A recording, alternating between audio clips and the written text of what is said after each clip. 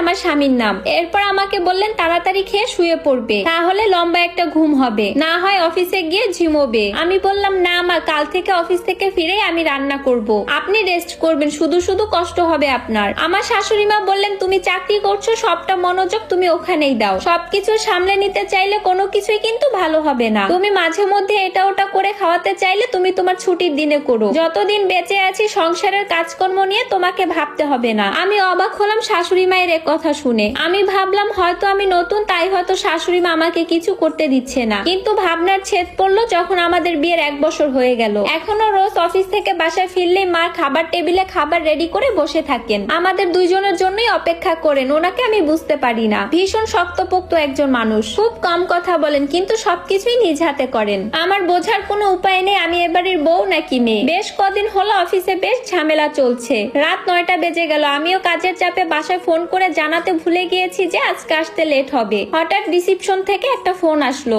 বললো যে ম্যাডাম নিচে ওয়েটিং রুমে আপনার জন্য একজন অপেক্ষা করছে। আমি ভেবে পাচ্ছিলাম না এত রাতে আমার কাছে কে আসবে। আমি এসব ভাবতে ভাবতে ওয়েটিং রুমে গিয়ে দেখি আমার শাশুড়ি মা বসে আছেন, বেশ গম্ভীর মুখ। আমি বললাম মা আপনি এখানে? আমাকে বললেন তোমার কাজ কি শেষ নাকি আর একটু লেট হবে? না মা হয়ে এসেছে, আমি এক্ষুনি বের হব। ঠিক আছে ব্যাগ নিয়ে আসো, আমরা বের হব, আমি তোমার জন্য অপেক্ষা করছি। পুরোটা রাস্তা তিনি গুরু গম্ভীর ছিলেন। বাসায় ঢুকতে ড্রয়িং রুমে বসতেই মা তখন বললেন কতগুলো ফোন দিয়েছি তোমাকে, ফোন দিয়ে তো জানাতে পারতে তোমার দেরি হবে আসতে। মা সরি দেখিনি, কাজের চাপে আমি ভুলে গিয়েছিলাম। তখন উনি বললেন তোমার না দেখার কারণে যে আমার কত বেশি চিন্তা করতে হয়েছে সেটা কি তুমি জানো? এখন থেকে দেরি হলে আগে জানাবে আমায়। জি মা, এরকম ওভারটাইমে অফিসে নাস্তা দেয় তো? এরপর অফিসে কোনোদিন লেট হলে বাসায় ফিরে দেখতাম মা আর আমার স্বামী আমার জন্য খাবার টেবিলে অপেক্ষা করছে একসাথে খাবে বলে। বিয়ের প্রায় 2 বছর হয়ে গেছে। এমন সময় আমরা আমাদের খালা শাশুড়ির বাড়িতে দাওয়াত খেতে গেলাম। গল্পের এক ফাঁকে তখন আমার খালা শাশুড়ি আমাকে একটু খোঁচা মেরেই বললেন বউ খালি বাইরে কাজ করলেই চলবে, বাচ্চা নিবে কবে? আমি আমতা করতে করতে কিছু একটা বলবো, তখন শাশুড়ি মা বললেন দেখ ওদের প্ল্যান অনুযায়ী ওরা ওদের সময় মতন নিবে, আর সবচেয়ে বড় কথা উপরওয়ালা যখন দিবে তখনই ওরা নিবে।